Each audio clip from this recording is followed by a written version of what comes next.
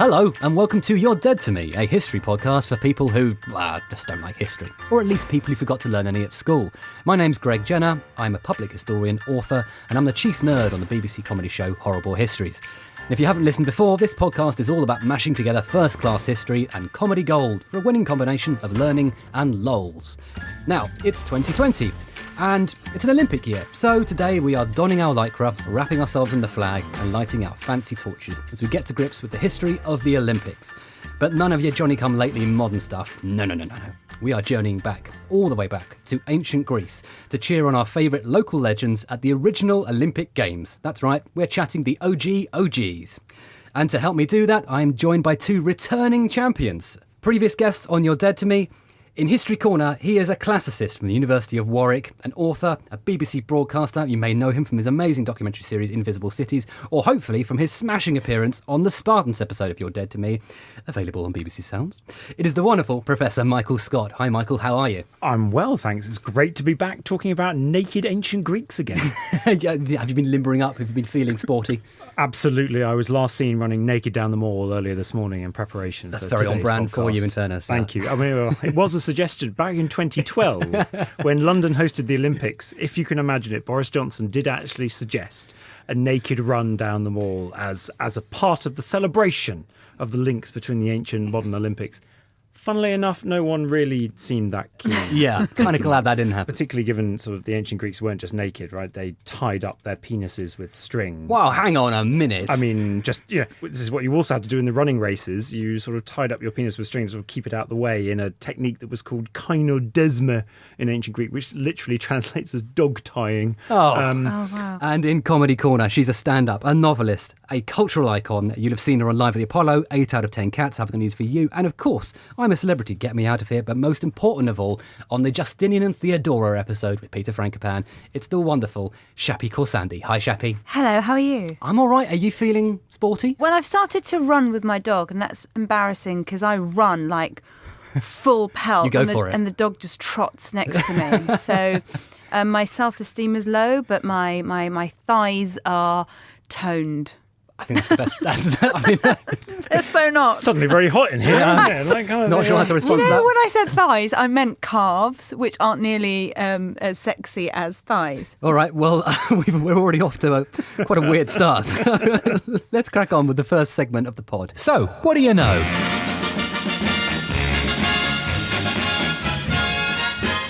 So let's begin with the So What Do You Know, where I try and summarise what I think you at home might know about today's subject.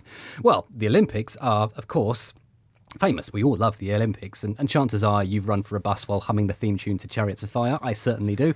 You're probably thinking Olympics, huge stadiums, medal ceremonies, amazing opening ceremonies, iconic victories for Mo Farah, Usain Bolt, Jess Ennis. You're thinking maybe the 5 interlocked rings, a torch parade, wall-to-wall coverage on the telly, and Emily Sandé banging out a tune. But you're probably not thinking ancient Greeks. You're probably not thinking ancient Greeks with tied-up penises. So let's get started with this sort of ancient I really have opened Pandora's box now. You really have. I think we should start with the basics, really. Michael, can we talk about the Olympic rings very, very quickly? Are they ancient Greek? No. Right. The torch parade? No. Fine. All right. Well, Invented by Hitler for the 1936 Berlin Olympics, the torch relay. And the rings were around from beginning of the 20th century, but that's all part of the modern Olympics, as indeed is the marathon race. named after a Greek battle. Though. Named after a Greek battle, but was never part of the ancient Olympics. What do we know then about the very origins of the Olympics? I mean, can you tell us, where is Olympia? So Olympia is a place that you can visit today, and it's in the Peloponnese, which is the lower part of Greece. Olympia is kind of very much landlocked. It's big, open, flat land. Two big rivers kind of coincide, the Alpheus and the Cladeus, and that's where the Olympic Games were held. Supposedly, the first Olympics was in 776 BC. And that's a famous date because actually for a long, long time, scholars thought that history began when the Olympics began. And anything that happened before 776 was not history. It was called prehistory, whatever that is. But then after the Olympics began, you could have history. Wow, so they were literally making history. They were literally making history. Although how this date of 776 came about, no one in 776 put a little time capsule in the ground and went, it's 776, people. Several centuries later, a bunch of people went, you know what? It'd be really good to know how long we've been doing this. Right. And they tried counting backwards and working out and producing lists going back. So there were all these different ancient historians who are all sitting there coming up with different start dates for the Olympics and going, well, I think it was X or Y. But 776 is the date that kind of generally is agreed on. Okay. If you can have any kind of agreement about something. A bit like my street. We've been having street parties for the last few years. And my neighbour and I the other day just went, we've got to organise a street party. And I said, this will be the 4th year. And she said, no, I think it'll be the 5th year. And none of us can be sure. Oh, no. So we've had to do a WhatsApp group to Sophie at number 56 because she knows, because she organises the tug of war and she's done that from the beginning. So she's going to have a look to see which one of us is You right. have your own Olympics. You've got a tug of war. I've got my own history going on. It's lovely. And what else is there in Olympia? Well, there was one of the 7 wonders of the world. Shappy, do you want to guess what it was? One of the now let me go through my mind and remember my Asterix books, the Asterix and the Olympic Games. Is it the javelin? Is it a mountain? Is it to do with a mountain? It's not a mountain. It's a giant gold and ivory statue of Tom Daly. Sorry, Zeus. Sorry, I get them confused. It's the abs.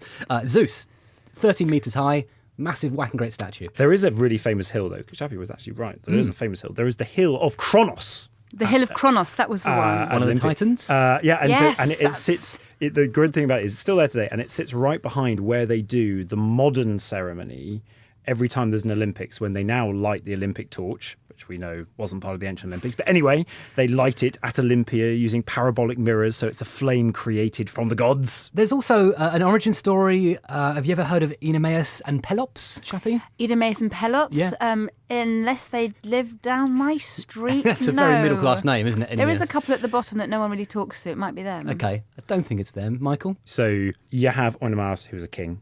He got told a prophecy that he was going to be killed by his son-in-law. So obviously he had a daughter. He wasn't very keen for that daughter to marry anyone because he might get killed as a result. So he came up with a brilliant ruse. Any possible suitor for his daughter, he challenged them to a chariot race. If they won, he could marry the daughter.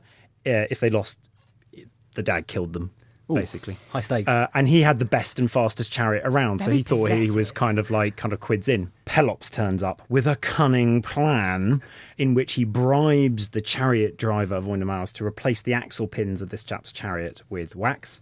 At the same time, Pelops goes to his former lover, the god Poseidon, Whoa. as you do, Love Poseidon. to get a really fast pair of horses, like kind of thing. So he's got an equally good chariot.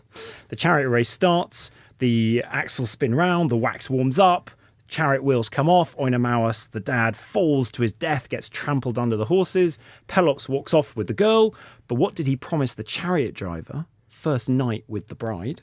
Whoa. Went back on that, chucked the guy off a cliff instead.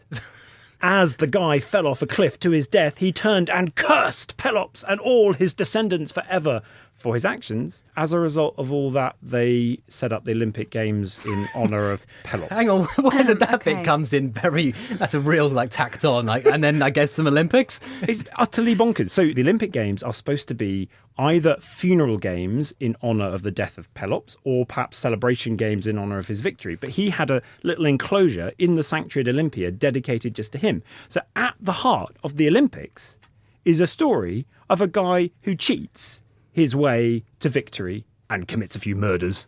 So, I mean, are the Olympic Games a religious festival? Are they a political thing? Is it just sort of, a nice thing to do in the summer holidays? What's the purpose of them?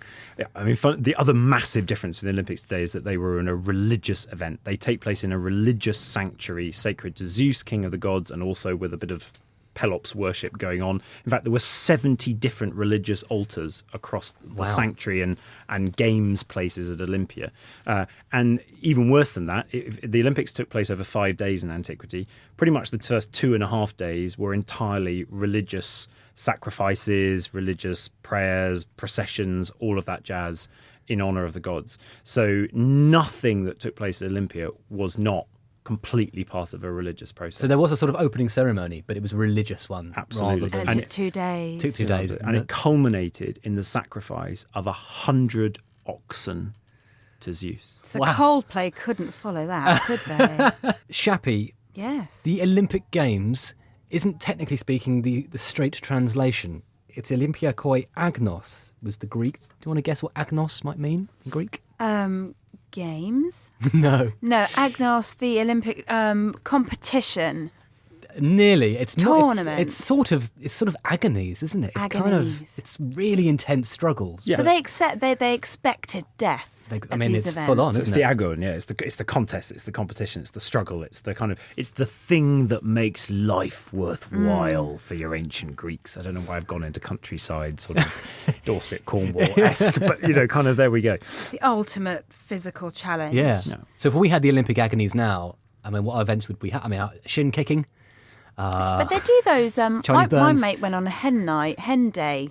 They said it was like going to be an obstacle course, but she didn't express how intense it was going to be. Like it was a proper scale this wall, wade through this mud. And half the women came in high heels, which is another reason I don't go to hen nights. I would love to watch that though. I'd like to watch. That'd be amazing. Watch that. And one girl apparently started crying in the middle, going, "I didn't sign up for this," which Fair would have enough. made it even more entertaining. I mean, one of the things that the Olympics kind of would have solved that problem because it didn't allow any women to compete. I want to ask you, every 4 years we have the Olympics. Has it always been like that, or was it an annual event before? No, it was every 4 years. Always every 4 Although years. why 4 Why years? 4 years? Why? That is something that is lost in the mists of time. No one's That's sure. how long it took for their penises to recover. Well, exactly. It's a bit like why the hell they were tying up their penises. It's one of those unanswerable questions. You have to admit, it was happening as part of a bigger set of cycles of games. So the Olympic Games we've all heard of, they're the most famous, but they weren't the only athletic games going on in ancient Greece. So you had games at Delphi, you had games at another sanctuary called Isthmia, another sanctuary called Nemea. So you've got 4 major sanctuaries that are all offering games of the sort of Premier League quality. Oh, okay. And then there's lots of places offering games underneath that, the sort of, kind of first division sort of level. But those 4 are all in different years. So every 4 years, and it's 5 days long. And Olympia would have been completely deserted, sort of kind of outside of those 5 days. I mean, no one lived there. There was a small family of oracular priests who kind of hung around. And once a month, a group of people turned up from a nearby city, nearby like 40 kilometres away, to do a quick turn around all the altars with a quick sacrifice on all the altars. Bar that, it was deserted. Bar sort of... Which is sort of what happened in every 4 Brazil years. with the World Cup stadiums and in Greece. It's, you build these massive billion-dollar things and then they just sort of get covered in cobwebs. Yeah. Do you want to guess what the first ever event was, Shab? Because to begin with, there was only one event at the Olympics. I reckon it must have been running. It was running. It was 200 metres. It was called a stadion, which is where we get the word stadium from. Stadium. There we go. So 200 metres naked. No strings attached. No strings very much attached. And that's the first event. And Yeah. then they start to sort of phase in other events. Yeah, and it builds up to a kind of full round of events. Some of them we recognise today, right? So there's lots of different lengths of running races, up to about 4.5k, something like that. But then they had a really weird running race that was called the Hoplitodromoi race. Yeah. Where they run dressed as a hoplite, so dressed in full armour of a soldier. Which, I mean, kind of makes sense because every citizen in the ancient Greek world was also a soldier. There wasn't any kind of professional army. Every citizen, when they needed to, put on the gear and went off to war. So being ready to fight was sort of a natural and normal part of what you were supposed to be able to Yeah. do. So to have a competition to run around in all of that stuff, I guess kind of makes So they're wearing the sense. shin pad, the greaves, which is the sort of the metal shin pads. They're wearing a helmet and they're carrying the shield, the hoplon. Yeah. Then you had some wrestling, good old wrestling. Pancration. Now the pancration.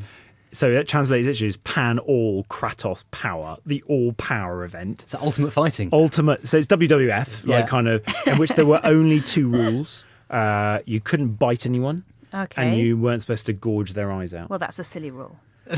Bar that. Straight for the eyes, Shaparak Khorsandi. Nails out. I'm not fighting her in the background anytime soon. Like, I mean. I know.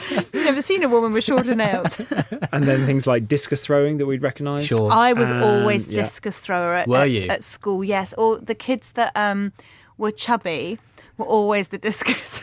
So, and the kids who were tall, like my best friend, were the high jumpers. Yeah. And I remember my best friend ran up and she went under the high jump and my discus just always fell to my ankle. So whenever I hear discus, I'm transported back to inside. 1984. And Turns out I was really good at running. I came first in running. I'm a very good sprinter. I'd like that to be made public. Thank All right. you. We shall... First prize in the stadion. Thank you very much. To But don't ask me Greg, to throw what would be disc. your kind of preferred event? Well, I was a sprinter. So, You were a sprinter. I've got very bad knees, but I'm quite quick. So hurdles and sprinting was my thing. But discus would be it would probably just fall behind me. I think the one that we'd find the most difficulty looking at today, though, is that they had the long jump. Right? I did that too, and I enjoyed that. But the long jump, the way they did it in ancient Greece was you had these sort of weights that you held in each hand that you sort of threw forward to help you go forward. And you did it as 3 standing jumps, each to the accompanied to the music of the flute. Oh, come on, we should bring that back. You had to sort of have the elegance of a dancer, the strength of an athlete. And the willingness of a belly flopper. Exactly. More flute music in Olympics. I mean, that's what I want. Well, quite. I mean, it'd be brilliant to see, Couldn't have put it better myself. Greg Rutherford doing a triple jump while someone's just sort of playing a bit of foray in the corner. But the one, if you were a lazy bugger, the event you went for was the chariot race. Okay. Because you were said to be the competitor because you owned the horses. This is the only way a woman could win an event, isn't it? So the chariot driver, the guy who was actually driving the chariot around the course and won the race, no recognition whatsoever. Don't even know their name. Who cares?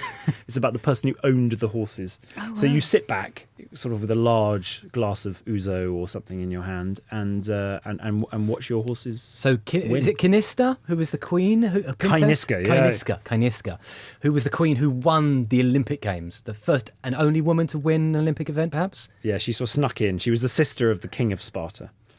That was only because she owned the horses. Yeah, and it wasn't really allowed even then. She wasn't supposed to be doing it. But basically, it was the way she and the king of Sparta could put 2 fingers up to the rest of the Greek world at the time and go, look, you Greeky men who think you're all so hard winning all these Olympic events. My sis can win at an Olympic event. It ain't that big a deal.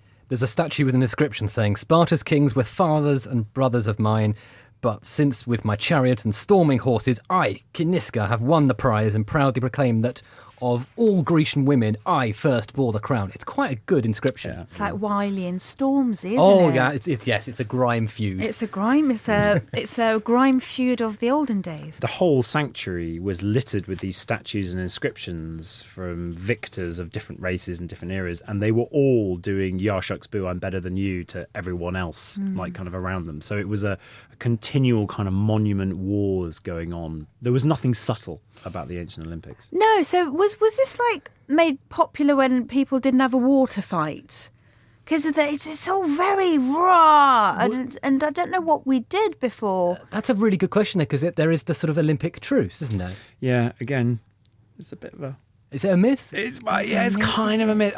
So what happened about a good year before the Olympic Games happened, they would send out ambassadors on these pre-prescribed routes around the entire Mediterranean world to go, the Olympic Games are happening. And then there was supposedly a truce of free passage. So it wasn't that no one went to war with one another. It was that if you were travelling to Olympia for the Olympic Games, people were supposed to let you get there without sort of killing you on the spot because you happened to come from a neighbouring town they didn't like. There was a truce, but it wasn't the kind of truce that we make it out to be today, that everyone kind of stops warring with one another and just loves and hugs one another and goes to the Olympic Games. So the Olympics were for men. Yep. Women aren't allowed to enter. Were they allowed to be spectators? No. So who are the spectators? Us, just other men? It's just other men. Just men fighting men in front of men. No, so married women were definitely not allowed. But on occasion, unmarried women, so young women, were allowed. You also, the other thing which is really different from today, is you had to be Greek. This was not an event in which lots of different nations came together. This was Greeks coming together to be Greek. And you had to prove that you were Greek enough to compete in the Olympic Games. And even some really famous people that we obviously consider Greeks, like Philip of Macedon, the father of Alexander the Great, had quite a lot of trouble proving that he was Greek enough. So make some dolmas now. But it was even, so the way to do it in those days was good. You could do it via your cooking, or you could check out my heritage, right? Check out my ancestry, and they claim an ancestry back to some really famous Greek hero. So Heracles was a great one. So Philip kind of rocked up and went, "Look, I can prove I'm descended from Hercules." How did you do that then? With one of those online DNA tests? Kind of sent it off in the post, waited a couple of days, came back for it. I prefer the cooking idea. I think there should be a sort of a bake-off element to it. Yeah. Isn't it funny, though, that the fact that women weren't allowed to even watch. Throughout history, anything that's centred to women were always sort of not allowed to watch anything that's enjoyable. It, like, you know, if you went to the theatre as a woman, you got a reputation. And what is it about not wanting women to be entertained? It doesn't make sense. What is their problem? What was the problem with women being there? And when did they start letting women watch men have their faces caved in? Well, women weren't not allowed to compete in games. Women had their own separate set of games, kind of called the Haraya, that also took place at Olympia at a slightly different time. So it wasn't that they weren't allowed to do it, it's that the idea was they had to be kept separate. Mm-hmm. I'm so glad that doesn't happen in the world anymore. Well, I know how much you fancy seeing some naked men with their penises tied up with string running down a kind of I'd watch. stadium. I mean, you know, just for a bit. Why are you waiting for Pointless to start? Well, You just, you know, exactly. watch a little Daytime bit of television, Yeah, like kind of, it really has slacked in recent years, hasn't it? But there is this, it's long-standing idea, as you point out, from all aspects of ancient society, that there is a important amount of separation, and it all goes back to that kind of nasty way in which ancient societies very often patriarchally controlled women and kept them in very, very, very confined boxes. Was it to do with the nudity? Was the nakedness part of the problem, or was it to do with the fact that women were too pure or not pure enough? Yeah, I mean, you see, it's a mixture of those things, I think. But you see it in every aspect of Greek society, kind of whether women were allowed out, even just kind of down to the marketplace, let alone to kind of go travel to Olympia and spend 5 days in a big dusty kind of field watching men run around naked. Shappy, what do you think the winner would get in an Olympic event or in the Haraya? Oh, it must be gold of some sort, a metal of some I sort. think something shiny. A live chicken? Or That's not I gold. like the live chicken. Yeah. I think everyone should be given the live chicken. We'll put it to the Olympic Committee, see what they think. Be a lot cheaper than the medals they give out. it would. And you know what? I think there's something adorable about a gold winner standing on those little 3 steps, each with a bit of livestock. It's Oh, no, the nice. chicken would be lovely, And wouldn't then it? release it into the wild because we're all vegans now. It'd be delicious. Delightful. Oh, What did they actually win? Wasn't anything made of gold or silver. Kind of, it was a crown made of olive wreath. And the different games, those 4 big Premier League games, all gave crowns made of different kinds of plants. So you weren't winning gold or silver. What you were winning was immortal glory. Kleos, there we go, kind of for having won at the Olympics. And there was no second or third prize. I think that's the other really important thing. It was winner takes all. Winner or loser? Winner That's it. or loser. And the stakes were high, right? So, I mean, the description of what losers were treated like when they went back home. Right? There's a great phrase of an ancient writer called Pindar who talks about the fact that even their mothers wouldn't look at them. Oh. And you're like, ouch. So going back to that idea of it being an agon, of a contest, of a struggle, like kind of, it was winner is everything. Do you know what? I used to live on this estate, and on my estate was a rowing champion, and my son was only about 3 at the time. So we went to this person's house on our estate because he was very nice, and he let the kids on the estate come to look at his medal. And I took my boy, and I said, "Look, we're meeting a real Olympic champion." And he got his medal, and he opened it, and my boy went, "Oh, only bronze." I was not welcome at that house anymore. I actually moved from the area. It was the most mortifying moment. Would have been a lot simpler if there were only gold medals given out. Exactly. Only bronze. But this was the Bronze Age, so surely all bronze medals were gold medals and vice versa. Last time you were in with us, Michael, we talked about the Spartans and sort of hardcore warriors, slightly mythologized, but they were famed as fighters, you know, physical training all the time.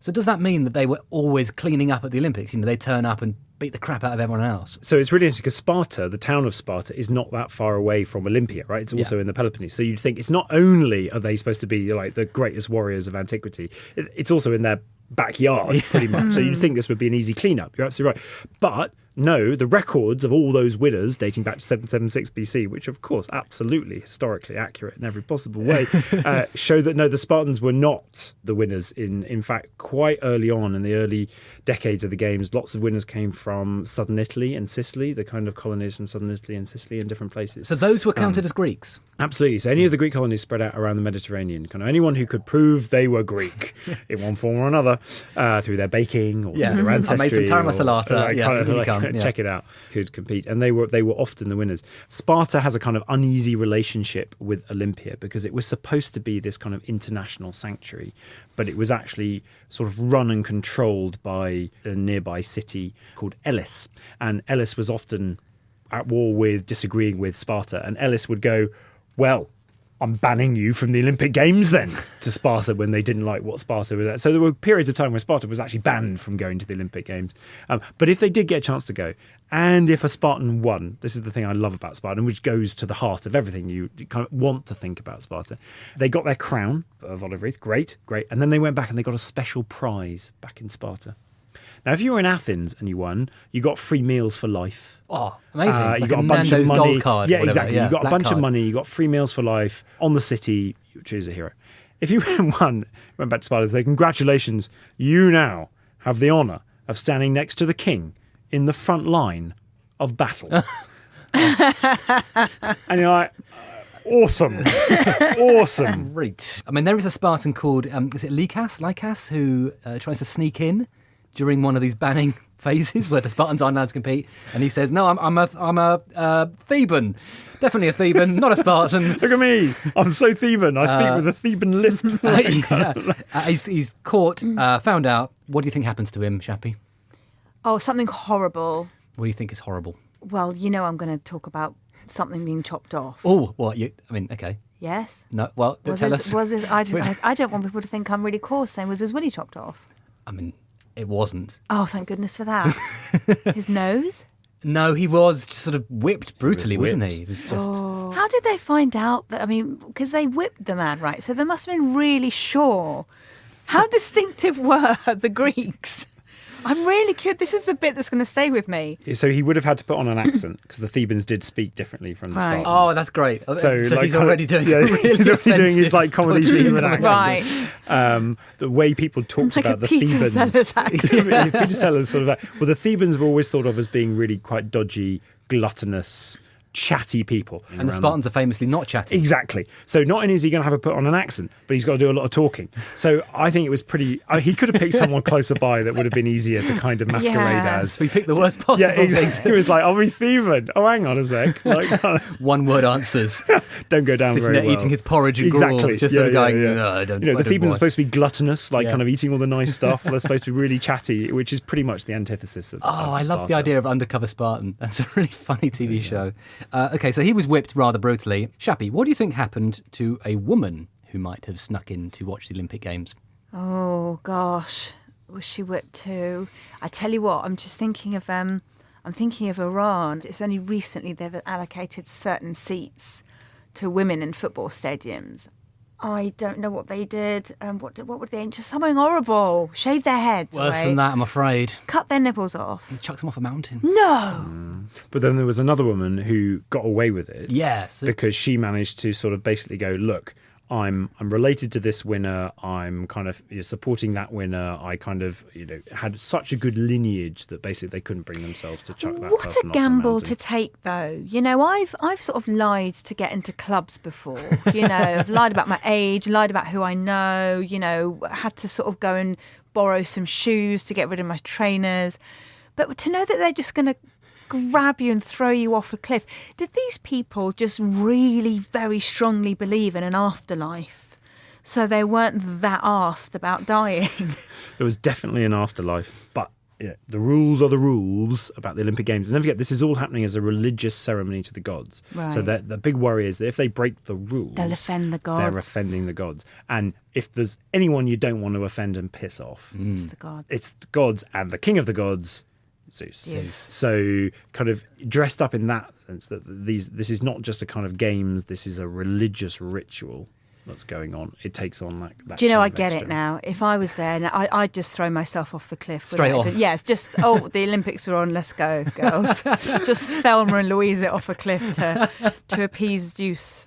The name of that lady was Calipatera, I think. And yeah, she got away with it because apparently she was related to an Olympic boxer. But the whole story around it is that she'd done brilliantly. She'd much better than the Spartan. Dressed up in disguise as a man, no one could recognise her. And then she got a bit excited at the match. I went, and jumped over the barrier, and as a result, tripped over and exposed herself. Like kind of, you know, so you were one of these things where you're like, oh, you were so good, you were doing so well. Like, then you pouted in a selfie. Yeah.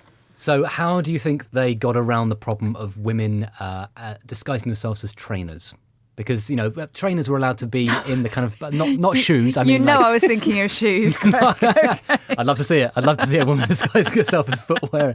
Just come and go. I'm so very it's large. going to be it's next season's fashion haute couture design. Like, I guess trainers wouldn't necessarily be really butch, would they? They'd just be knowledgeable, I guess. Did they ask them questions regarding their... They basically made everyone naked. So trainers naked, people competing naked, everyone naked. Basically, they wanted to see the D in your ID, essentially. Okay, so we've talked about the ancient Greek Olympics. Can we fast forward a little bit to the ancient Roman Greek Olympics? Because you've heard of Emperor Nero, Yes. I assume. He was one of history's most sort of notorious idiots and sort of arseholes. But also, he really wanted to compete in the Olympics. Now, Shappy, do you want to have a little guess at what he did to make sure that he could compete in the specific year he wanted to compete? He made up a rule that certain games you could only take part in if you were an emperor. that's really good. Yeah, it's not far I off. think that's genius. Yeah, it's not, I mean, it's Greg's nodding. mostly that, isn't it, really? It's exactly the sort of thing Amazing. Emperor Nero would do. First thing he did is he moved the games from the 4-year calendar. He just moved it 2 years. Okay. He went, I'm coming this year, so hold it then. And then he just made all the events things that he was good at. Like the So- emperor's javelin, the emperor's discus, the emperor's... Poetry. Poetry. As Music. Really? Yeah, and then he competed in the chariot race. And what happened, Michael? When you're saying he was competing in the chariot race, so I mean, he didn't win, but because he sort of fell off. But he was declared the winner because, as we all know, if he hadn't fallen off, he would have won. Yes. In fact, miraculously, he won every single event he entered. Was the Emperor Nero 3 years old? No, he was considerably older than 3. He sounds like a brilliant toddler. He did his sort of tour of ancient Greece that summer, and crowns all over him. It's something like 600 prizes or something stupid, isn't it? It's like he competed in all the games and just won every event in every game. And apparently people were paid to cheer for him, or they were sort of forced, they were locked into the stadium, they couldn't leave. I mean, what a guy. That's great. It sounds like one of my birthday parties. So We had a friend, she had a parlour game. She'd always come to parties and insist we played this game, and it was always a quiz based on her life. So she would ask people questions, and the answer was always something in her life. So see if you knew her well enough to win the quiz, and she always won the quiz herself. Genius, isn't it? But I mean, I guess for Nero, he got to come home with all the medals, claiming to be the greatest Olympian of all time. And actually, the Greek, by that stage, you think that the Greek world is desperately trying to work out how does it stay afloat in the much bigger Roman world? Right? How do we still have value? We don't have a big enough army. We don't make anything as amazing. We're not kind of as politically powerful in any way, shape, or form. All we've got at this stage is our history and our culture and our heritage. So you have to think of Greece as a kind of Disneyland for Romans, where Romans went for a bit of finishing school, bit of rhetoric, bit of philosophy, bit of kind of competing in the Olympics, kind of whatever. And Greece basically survived off this rep. So getting Nero to rock up at the Olympic Games, giving him every medal under the sun, damn good PR, because it meant that every other Roman would want to come and do the same in future years. So it was just genius tourism tactics. Shappy, Yes. there was a very famous chap called Arikion, I believe. Have I spelled that correctly? Just about. That's Arikion. Come on, give him the right one. That will do. Arikion. Okay. Arikion was a very famous champion, but his victory in the wrestling was somewhat unusual. Do you want to guess why? He tickled them. Oh, I love it. He Oh, bit them. He did not bite them. I think tickling, though, is excellent. I mean, that would be think amazing there should strategy. be more victories due to tickling. Well, I come from a long line of wrestlers. All the men in my mum's family are wrestlers. Could you tell? I was about to say that, and then I thought that sounds really insulting. None taken. No, but it's early on when you said that the eye gouging was a silly rule. I was like, wow, you're hardcore. Where's this come from? My mum always used to make me and my brother wrestle all the time. Okay. Family would come over. What we're going to do today? We're going to wrestle. Seriously, we would wrestle all the time. And because we were kids, one thing we were allowed to do that the adults weren't allowed to do was tickle. so that when they wrestle, You could wrestle, Sure. but not tickle. Like, oh, I love it. Yeah, I we love could it. tickle, and then I'd be penalised because I'd always tickle my brother when we were wrestling. This is sounding a lot stranger than I meant it to, but we didn't have computers in those days. And Sure. Well, Anyway, moving on. Arakayon did not tickle his opponent. But in terms of his trophy, basically he was dead. He was winning the fight, but he was asphyxiated. He was strangled. Wasn't he? oh gosh, So it was one of those things where it was all about not giving in. So Arakayon was being strangled by his opponent, but he, instead of trying to get the guy off his throat, went to break his toe and his foot. And so the other guy, kind of just as Arakayon dies of asphyxiation, Yes. goes, I can't take the pain in my foot anymore, and kind of gives up. The dead guy was the one who hadn't given up. oh, I see. So he was the winner. Yeah. I mean, So they yeah. crowned the dead guy and sort of parade him as the victor. I mean, that's a around. fantastic ceremony. I mean, that's the podium you want to see. I mean, And- kind of and was- holding a chicken. Like, A corpse holding a chicken with a crown on his head. Was the alive guy really annoyed at himself? Oh, Damn it! If yeah, I the live guy was, I've only had Oh! lasted just a little longer. I my would have foot. been dead My up mother there." won't ever Yeah, look at me exactly. ever again. He gets home, everyone's like, oh, there's the loser. You breathing bastard. It's all a bit much, isn't it? It would have been absolutely intense, in your face competition. Yeah, I mean, I think there's another story. The names, I think it's Kroigus and Damaxenos, I think. One of them has grown his fingernails very long and gouges out the intestines of the other. Oh, yeah. and you just got to go, come on. But they've been like punching away at each other all day. Neither would fall over or give in. So they were like, oh, Christ, we've got to get this thing to an end somehow. So they were each given one move, one punch, right? Kind of who could do maximum damage. So one of them goes in the face, with a massive punch. The other guy sways a little bit but doesn't fall down. Then the other guy goes in with his hand into the stomach, up, pulls out all the intestines, but was disqualified because that was more than one move. So another dead guy gets crowned the victor. I love the idea of VAR, like some sort of video ref kind of guy. Oh, that's actually two moves. So Two you're moves. disqualified and the dead guy wins. The rules matter. How does the Olympics come to an end in both senses? Firstly, is there a closing ceremony? Do they get the Spice Girls on taxis to drive around? So the sort of final rituals again, because it is a religious ceremony and that has to be closed off and sorted out and kind of everything, and then everyone dissipates. So nothing like the kind of closing ceremony that we're used to. Okay. I suspect most of people would just be like utterly exhausted and fed up and tired and pretty full of all that 100 oxen meat and would be lying around dozing in the sunshine with a bit of indigestion. Okay. The true spirit of the game. typical post Glasto kind of feel, really, isn't it? Like kind of- hungover, full, sunburned. Yeah, absolutely. Having watched a man kill another man. Yeah. And also, what about the toilets? I mean, how many people are we talking here in this stadium? no toilets. Those two rivers. So on day 5. Those two rivers are your everything. You're washing, you're pooing. Oh, no. Yeah. So they camped out for 5 days and pooed in the river. God, so the Olympic Village would have been pretty It's pretty sorted. Pretty. literally a shithole. Okay. How does the actual Olympics as an idea end? Because, it was revived in the late 19th century by Baron de Coubertin, and, Hitler obviously gave it a nasty fascist twist.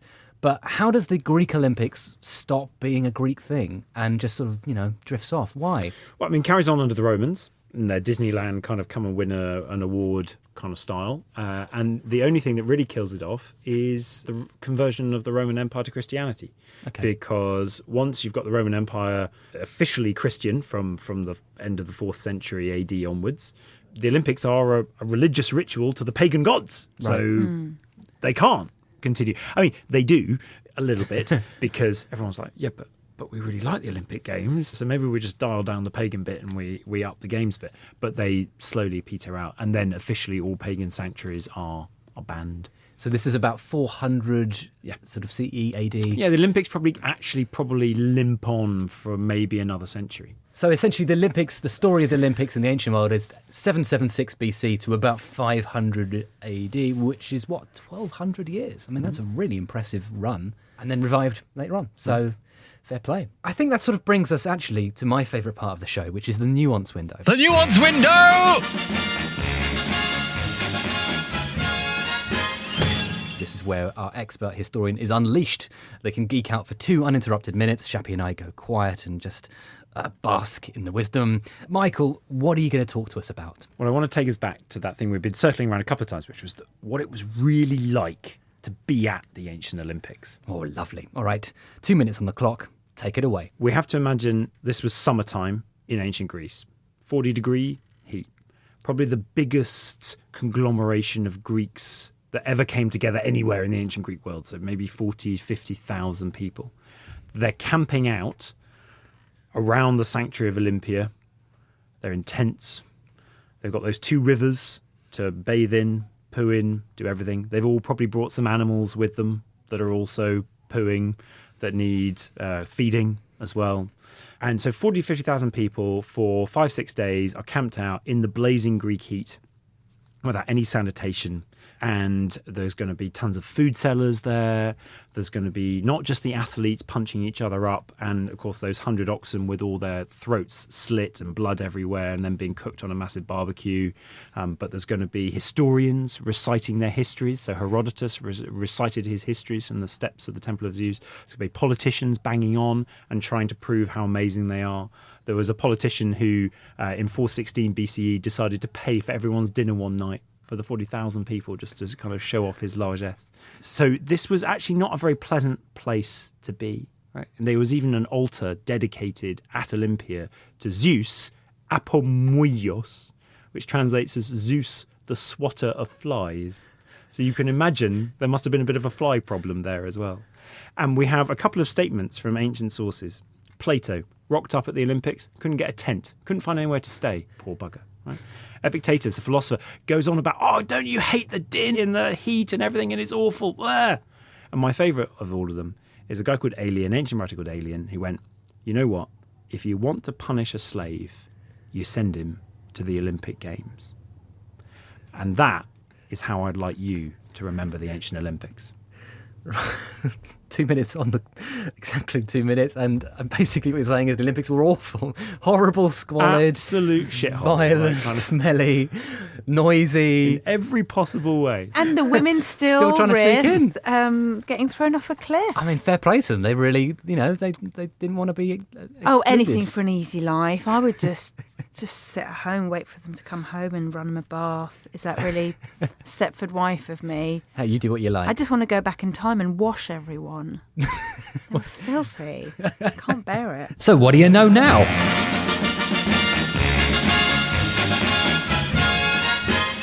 All right, so feels like we've learned some stuff, which means, Shappy, it's Yes. time for you to be quizzed. This is the So What Do You Know Now?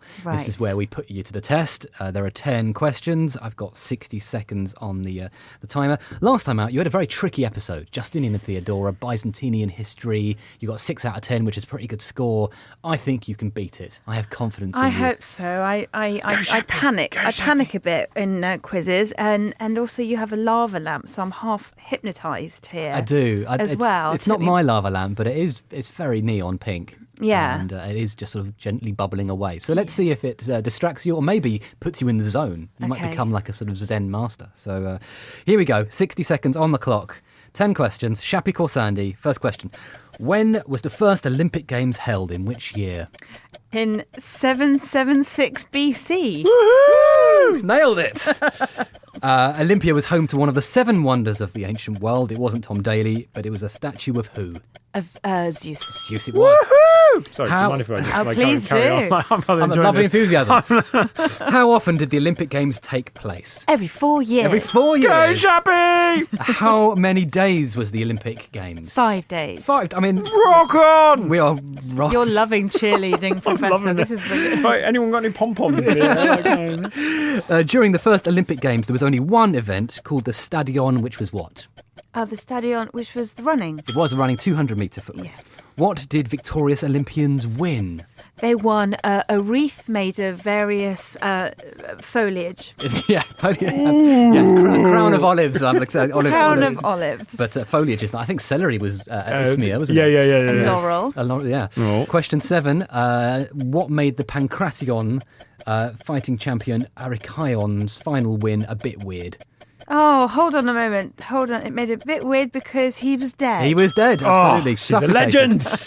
8th question. Who was not permitted to watch the Olympics? Women. What kind of women? What kind of women? Well, I mean, not species. I mean, like... What kind of women? Married women. Married women. Married women, yes, Thank very you. good. You're very good, Professor. What was the so-called Olympic truce, which might have been a bit legendary? Oh, the countries at war didn't kill each other during that period. Yes, and people travelling would be able to travel safely. Yes. Potentially. I mean, it might be a bit legendary, but we're having it. 10th question. You are on 9 so far, so Oh, this my could goodness. be a glorious, perfect run. So excited. Roughly when did the ancient Olympics end? In which year, roughly? It was something AD. 400 and something AD. Go slightly higher. Higher. 400. 400 to 500. I mean, 500. It's in the right ballpark. I mean, I think it's a 10 out of 10. I'm 10 out of 10. Let's have it. Do I win a Laurel Wreath? You get meals for life. And At Nando's. And the Amazing. right stand next to your king. And also, we'll build a statue of you. Yeah. Where do you want the statue placed? Whereabouts? I want it at Trafalgar Square. I mean, that's probably quite pricey. Can you go somewhere cheaper? Ealing Broadway Shopping Centre. That's fine. Yes, we can do that for you. Just in the middle there. Statue of you, triumphant with your quiz. I think we've come to the end of the pod. I hope you've enjoyed your journey to ancient Greece, Shappy. It's been really fun. I mean, I've learned quite a lot as well. There's been some slightly traumatising moments, but we'll move on. It's been hard to stomach, I'll be honest. If you've enjoyed today's podcast, please do share it with your friends or leave a review online, and make sure to subscribe to You're Dead to Me on BBC Sounds so you never miss an episode. There's a whole lovely back catalogue of episodes from Series 1 just sitting there, including, of course, Lord Byron, who was a fan of Greek culture. And if you want more sporting history, there's a lovely episode on the history of football as well. But for now, let me say a Zeus-sized thank you to our lovely guests. In History Corner, Professor Michael Scott from the University of Warwick, and in Comedy Corner, stand-up legend Shaparak Khorsandi. I'm sure their respective towns will be building statues of them soon. We know Ealing Broadway Shopping Centre for you. Michael, where's yours going? Oh, well, I mean, maybe I can ask the University of Warwick to put it somewhere, like kind of... in the canteen. Yeah, in the canteen. Yeah, all right. Yeah, no worries. Sort of, yeah. All right, we'll send in an email. All right, well, hopefully they won't be naked statues, and if they are, I'm sure they'll be glorious. No offence, guys, but, I have great confidence in both of you. Anyway, with that, I'm off to go limber up and go for a bit of a jog. I'll see you next time. Thanks very much, and bye. You're Dead to Me was a Muddy Knees media production for BBC Radio 4. The researcher was Olivia Croyle, the script was by Emma Nagoose, the project manager was Isla Matthews, and the producer was Cornelius Mendez.